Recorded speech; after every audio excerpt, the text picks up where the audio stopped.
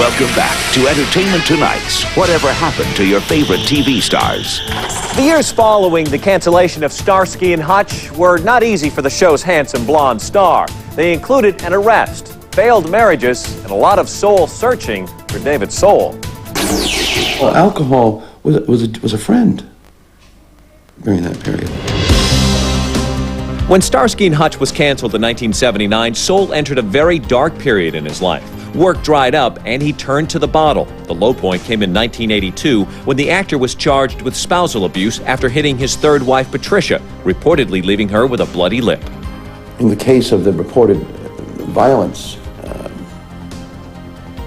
there was that. It was not like a court. It was not like an everyday occurrence.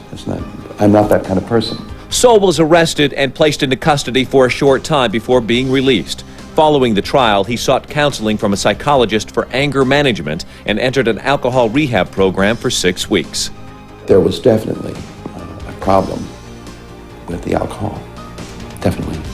Nothing wrong with anger, but there was a lack of the control of it, and it was only made worse with the alcohol. Yes, I went through this. And yes, I came out. But you have dishonored the poor man. That wasn't the actor's only brush with the law. On Easter Sunday in 1985, Soul ran into trouble again in Pittsburgh for protesting steel industry layoffs. The fight landed his brother Daniel, a minister, in jail for 4 months. Oh, I went to jail too. I was arrested, and then I turned around and sued the city for $50 million, violating my civil rights. I took this case on to tested it to the Supreme Court.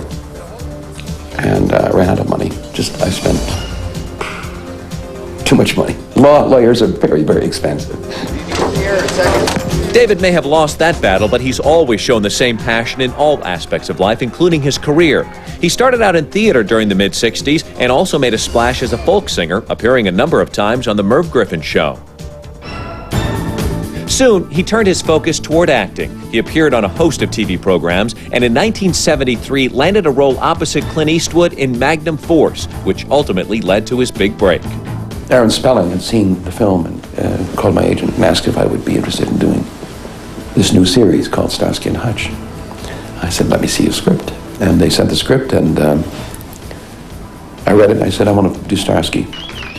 At first, Soul balked at taking his soon-to-be signature role as Ken Hutchinson because he found the character boring. He finally agreed when producers told him, no Hutch, no show. And then came the audition process with all of the wannabes, Starskys coming in. And among them was, at the end of the run, was a guy by the name of Paul Glazer. He walked in, there was a bowl of nuts, walnuts on the table. And we read the scene, but the scene was really about the walnuts.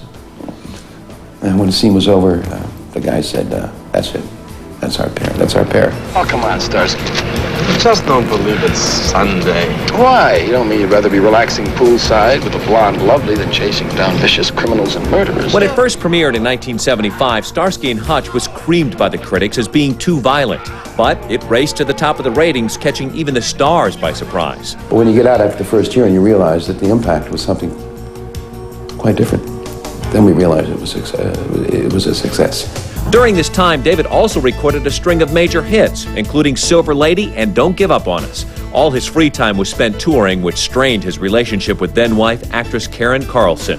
Like all 4 of his marriages, this one ended in divorce in 1977. I've been involved with strangers more than I have my own family, you know. To wit, I've been married a few times, you know. My love has gone into people that I don't know.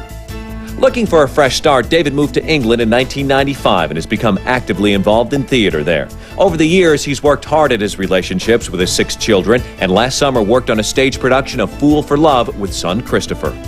We were able to work for the first time since he grew up and I almost grew up. The 57-year-old actor is currently playing a heart surgeon on Holby City, a British version of ER. He also makes a cameo in the upcoming Brit film Tabloid TV, but admits he's now ready to make a comeback in the States. I've been around now for a long time, and I'm very proud of the fact that I've managed to hang in there. Coming up on Entertainment Tonight's Whatever Happened to Your Favorite TV Stars.